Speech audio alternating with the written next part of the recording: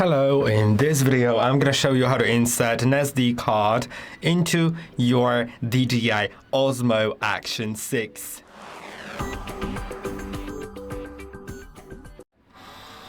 To do it, you will need to open the door where the battery compartment is. So to do it, find this switch, turn it so it's turned to red, and while it is, slide the door up.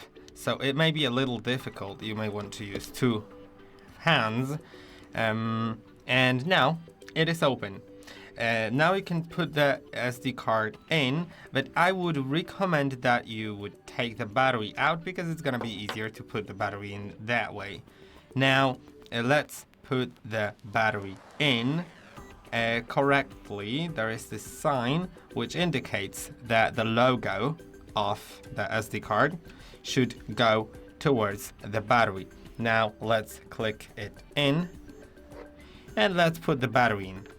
Technically you can do it while the battery is in, but it's just more difficult that way. Make sure the battery clicks as well. Close the battery door, and now let's turn the camera on. Now you can switch to the storage to SD card or cancel that, and that's it.